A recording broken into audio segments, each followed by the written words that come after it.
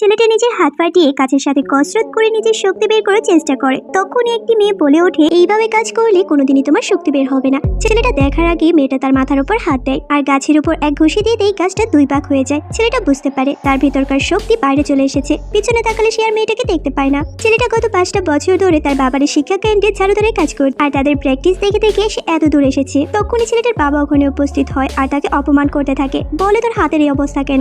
তোকে কি এই সাহস দিয়েছে প্র্যাকটিস করার? মনে হচ্ছে এখানে কোনো গুরু উপস্থিত ছিল, তাড়াতাড়ি তাকে বের কর। ছেলেটা অস্বীকার জানায়। তখনই ছেলেটার মা এসে তার বাবার পায়ে পড়ে যায় আর বলে আমার ছেলেকে ছেড়ে দিন। ছেলেটা জানায় তার বাবা তার সাথে এমন কেন করে। তার বাবা জানায় তোর মা একজন দাসী ছিল, সেই অনুযায়ী তুই আমার ছেলে হিসেবে পড়িসই না, তারপরেও আমি তোকে আমার রাজ্যে থাকতে দিয়েছি। এই বলে ছেলেটাকে মারতেই নেবে তখনই ছোট্ট বাচ্চাটা ওখানে উপস্থিত হয় আর বলতে থাকে আপনি এটা ঠিক করছেন না। কিন্তু ছেলেটার মা তার মুখ চেপে ধরে আর বলে এই বাচ্চাটিকে আমি কুড়িয়ে পেয়েছি। পরের দিনই ওই রাজ্যে একটা প্রতিযোগিতার আয়োজন করা হয়। বড় বড় লড়াইবাজরা লড়তে এসেছে। ছেলেটা তার বাবাকে জানে সে লড়তে চায়। তার বাবা তো তাকে একদমই পছন্দ করে না, মনে করে সে তো হেরে যাবে, তাই রাজি হয়ে যায়। ছেলেটা এক এক করে দুইজনকে হারিয়ে দেয়। তারপর আসে তৃতীয় জনের পালা, যে ভীষণই শক্তিশালী ছিল আর একটি সম্মানিত রাজ্যের লড়াইবাজ ছিল। ছেলেটা তাকেও নিজের পাওয়ারের মাধ্যমে একদম কুপঘাত করে দেয়। বাবা এবার আর সহ্য করতে পারে না আর ময়দানে নেমে আসে ছেলেকে শাস্তি দেওয়ার জন্য।